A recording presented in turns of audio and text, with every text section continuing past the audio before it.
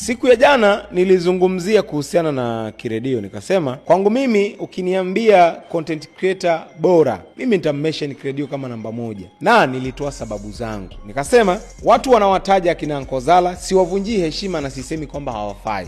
Kila mtu anatengeneza content kwa style yake. Ankozala, Zero Brain na King Pussy na wengine. Lakini mimi nikammention Kiredio, nikasema mimi kwangu huyu ndio content creator bora, nikakupa sababu. Wale wengine ambao nimewamention wanafanya vituko, hawazungumzi, bali unaona vitendo na ni vichekesho, comedy. Nikatolea mfano za Ankozala na ule mshikaji mwenye kichwa kikubwa kidogo ule. I'm so sorry kama nitakuwa nimetamka vibaya. Lakini nikatolea mfano King Pussy kufanya kituko kile kwenye kioo. Ni moja ya clip ambazo zimeenda sana. Nikazungumzia mfano Zero Brain, yule wa mpira. Yeye anatengeneza zile style za Cristiano Ronaldo. Mara anapiga chenga, anashangilia kama Ronaldo. Hazungumzi chochote. Lakini mimi nikawafananisha wale wa vituko na Kabili, yule mshikaji ambaye ana followers wengi TikTok, Muitaliano yule, sio na asili ya Senegal, sio Ghana, ule black, ambao huwa anafanya kwa vitendo, hazungumzi, lakini ndio ana followers wengi. Nikasema impact yake kwenye jamii haiwezi kuwa sawa na mtu kama Aisha Speed au Mr Beast. Wale wanagusa jamii, wanafanya vitu ambavyo wanaelimisha, wanasaidia baadhi ya vitu. Nikamtolea mfano Kiredio. Angalia content za Kiredio, content zake zinagusa jamii. Yani mtu ana act kitu ambacho mtu anakiishi kila siku. Kwa mfano hizi content zake za series za Valentine, angalia vitu alivyokuwa anafanya, ni kitu ambacho watu wengi wanakiishi. Anajaribu kuonyesha watu wanavyochitiana kwenye mahusiano. Ndio maana nikasema ukiniambia mimi content creator, nimetoka kuzungumza hiyo, nikakutana na ile posti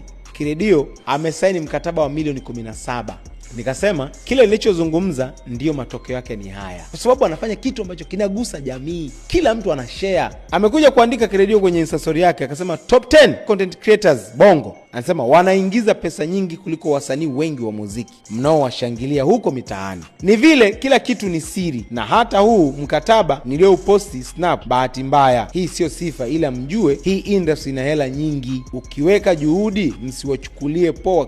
Creators respect them. Na hapo ni kazi moja kwa mwezi, unakuta mtu unafanya kazi na makampuni mpaka 4, unaingiza shilingi ngapi? Akaandika hiyo. Issue ya content creators na influencers nilizungumza, hata yule 69 Tekashi aliwahi kuongea nao, ndo wamekuwa na nguvu. Na ndio maana unaweza kaona hata wasanii wanajaribu kuwatumia kwenye kupromote nyimbo zao. Wale sasa hivi ndio wana nguvu, ma content creator, ma influencers ndio wana nguvu. Ndio hiki anachokizungumza Kiredio. All in all, good for them, na hiyo ni kwa ajili yao nzuri, inajaribu kuinspire wengine, na kiwanda kinalipa kwa kila mtu akifanya juhudi zake. Sasa maneno yangu yataanza kujirudia kwamba kwangu huyu ndio content creator bora.